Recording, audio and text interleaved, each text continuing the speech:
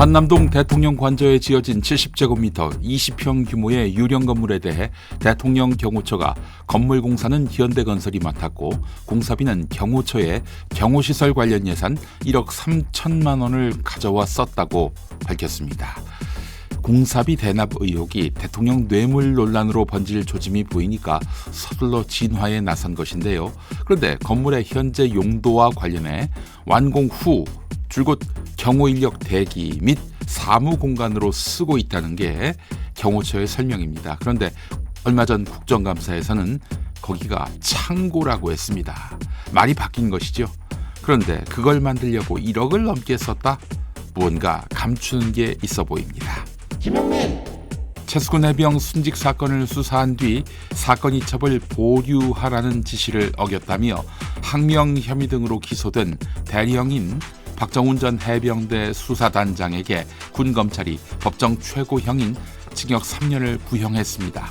박정훈 대령은 병사 죽음의 진실을 밝히고 책임 있는 사람을 처벌하는 게 왜 잘못됐냐라고 반박했습니다.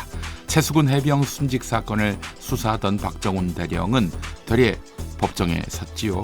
윤석열 대통령 경로설에서 비롯된 일입니다. 괘씸죄의 다름 아닌 항명죄. 박정훈 대령의 유무죄를 가리는 선고기일은 내년 1월 9일입니다. 김영민!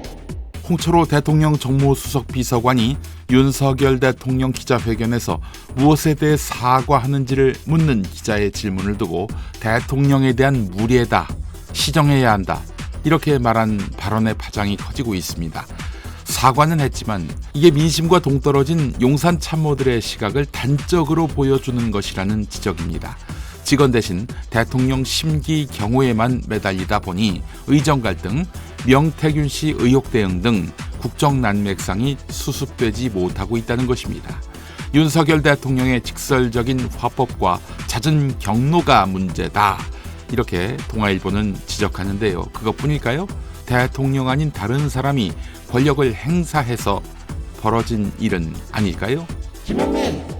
판사 출신인 박희승 민주당 의원이 선거법에서 허위사실 공표죄를 삭제하고 피선거권 박탈 기준을 벌금 100만 원 이상에서 1000만 원 이상으로 상향한 개정안을 잇따라 발의했습니다.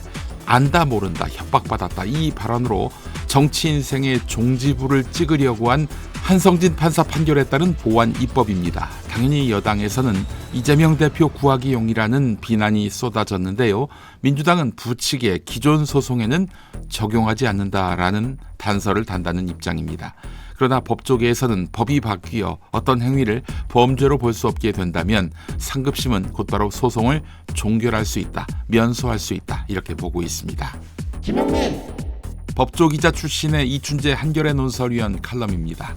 윤석열 징계 소송에서 면직 이상 징계가 가능하다는 1심 판결을 뒤집고 윤석열의 손을 들어줬지요.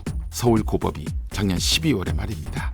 중요한 것은 1심 판단, 즉 윤석열 검사의 징계 사유를 2심은 따지지 않았다는 점, 그 징계 사유를 따지지 않았다는 점, 오직 절차만을 문제 삼아서 무효로 처분한 것. 만약 윤석열의 징계 사유까지 따졌다면 1심을 뒤집기는 어려웠을 것이다. 이춘재 위원은 이렇게 밝히고 있습니다. 자, 그 징계 사유 중에는 판사 사찰도 있었죠. 지금 사법부는 과거 적폐 청산 수사하며 판사 100명에게 굴욕감을 준 주체로 문재인 정부를 꼽는 것 같고 그래서 이재명 대표에게 공격하는 듯 보이는데 수사 주역이 실은 윤석열 한동훈 검사였다는 점은 망각했을까요? 김영민!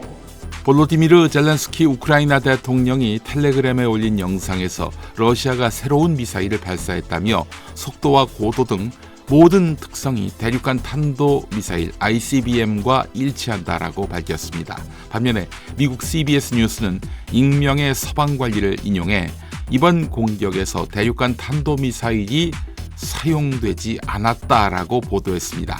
미국 ABC 방송도 익명의 관리를 인용해 대륙간 탄도미사일이 아닌 탄도미사일이라고 전했습니다. 젤렌스키의 주장이 과장된 것으로 보고 있는 것입니다. 젤렌스키가 하도 뻥을 많이 쳐서 서방 언론은 일단 팩트 체크부터 한다고 합니다. 한국 언론도 그러해야 할 텐데.